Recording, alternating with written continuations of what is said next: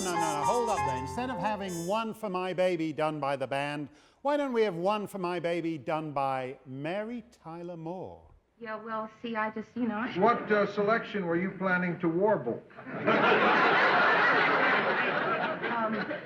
One for My Baby. One for My Baby. Harold Arlen. Oh, great song. Sexy, torchy. Yeah.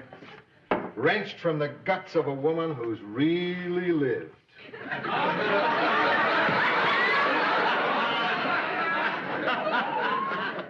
I'd really enjoy hearing you build out that one. Well, I really should have a piano. Don't need a piano. Well, it would be better with a microphone. You don't need a microphone. It would be better. It'd be better with Peggy Lee, but let's hear it anyhow. Mr. Grant. Sing. It's 2:45. There's no one in the place except you and me. There, the girl. Really sell it. So set them up, Joe. I've got a little story you ought to know. Tell him, baby. We're drinking, my friend, Tell him. to the end of a brief episode. Tear my heart out, Mary.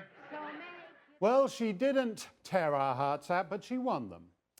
Mary Tyler Moore died this week at the age of 80. I loved her show at a very bad time in my life a few years back. About the only TV I watched for weeks was the nightly reruns of Mary on a very obscure cable channel. Half an hour with Mary every evening got me through a rough time.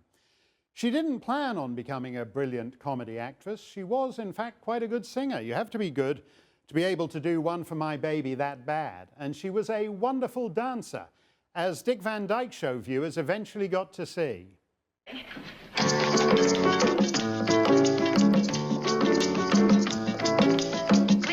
Mary Tyler Moore as Laura Petrie in those Capri pants was one of those signature images of American TV in the 60s. And the show she followed it with in the 70s was even better.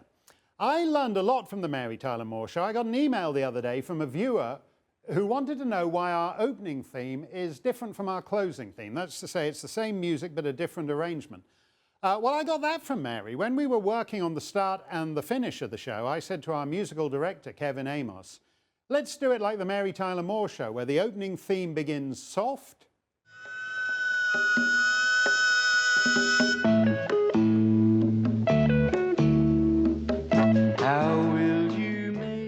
and then they end the show big and brassy.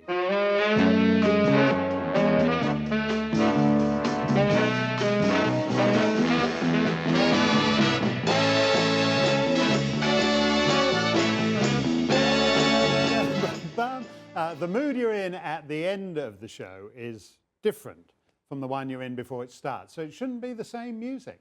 I learned that from Mary Tyler Moore and her music guy, Pat Williams. Matter of fact, pretty much everything I know about TV I learned from the Mary Tyler Moore show. And if you're saying, big deal, what's your TV career add up to? Well, Oprah Winfrey feels the same way. It was watching Mary play a young, independent career woman working in TV that inspired Oprah and a whole generation of female talent to do the same thing. And like Oprah, Mary owned her own show. Her production company, MTM, made some of the best American TV of the 70s and 80s. Not just her own show, but the Bob Newhart Show, Rhoda, Lou Grant, WKRP in Cincinnati, Hill Street Blues, St. Elsewhere, Remington Steele.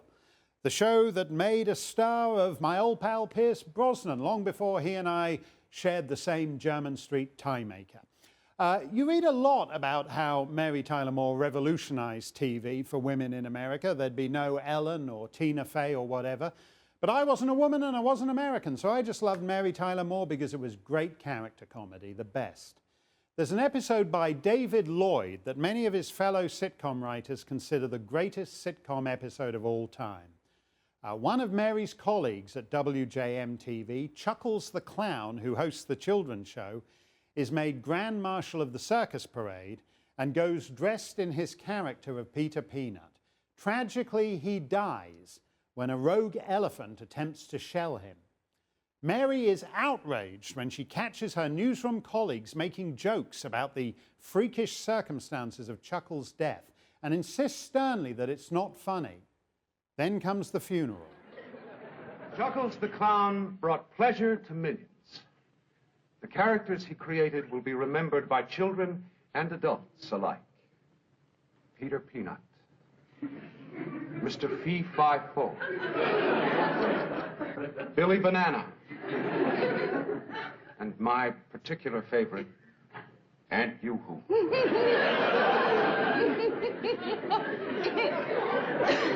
And not just for the laughter that they provided.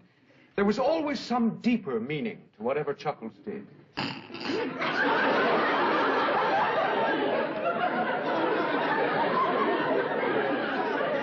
Do you remember Mr. Fee-Fi-Fo's little catchphrase? You remember how, when his arch rival, Senor Kaboom, hit him with a giant cucumber and knocked him down? Mr. Fee-Fi-Fo would always pick himself up,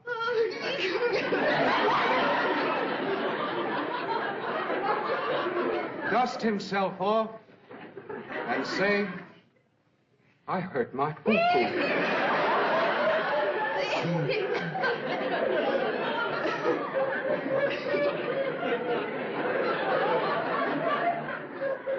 Life's a lot like that. From time to time, we all fall down and hurt our poo-poo. If only we could deal with it as simply and bravely and honestly as Mr. Fee-Fi-Fo. And what did Chuckles ask in return? Not much.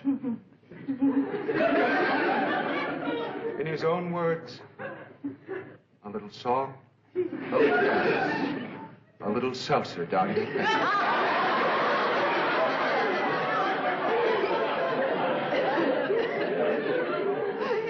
Excuse me, young lady.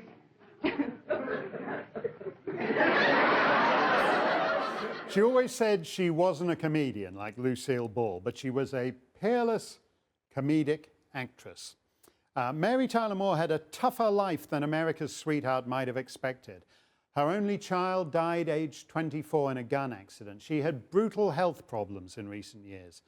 But over the past half-century, she brought us a lot of joy, a lot of song, a lot of dance, a lot of seltzer down your pants. Mary Tyler Moore, you made it after all. You might just